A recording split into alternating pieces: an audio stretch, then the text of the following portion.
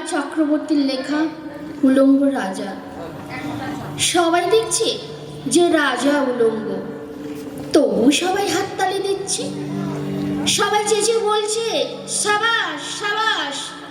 কারো মনে সংস্কার, কারো মনে ভয়, কেউ বা নিজের বুদ্ধি অন্য মানুষের কাছে বন্ধক দিয়েছে, কেউ বা পরান্নভোজী, কেউ কৃপা প্রার্থী, উমেদার, প্রবঞ্চক, কেউ ভাবছে রাজবস্ত্র সত্যি অতীব সূক্ষ্ম, চোখে পড়ছে না যদিও তবু আছে, অন্তত থাকাটা কিছু অসম্ভব নয়। গল্পটা সবাই জানে, কিন্তু সেই গল্পের ভিতরে শুধুই প্রশস্তি বাক্য উচ্চারক কিছু হাপাদ মস্তক ভীতু ফন্দিবাজ অথবা নির্বোধ স্থাবক ছিল না।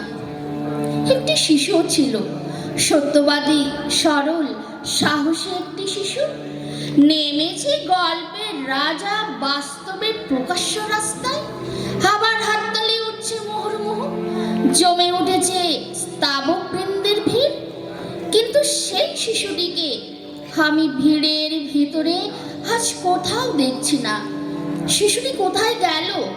কেউ কি কোথাও তাকে কোনো পাহাড়ের গোপন গুহায় লুকিয়ে রেখেছে, নাকি সে পাথর ঘাস মাটি নিয়ে খেলতে খেলতে ঘুমিয়ে পড়েছে কোনো দূর নির্জন নদীর ধারে, কিংবা কোনো প্রান্তরের গাছের ছায়ায়?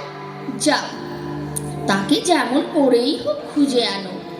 শেষে একবার এই উলঙ্গ রাজার সামনে নির্ভয় দাঁড়া, শেষে একবার এই হাততালির ঊর্ধ্বে গলা তুলে জিজ্ঞাসা করুক,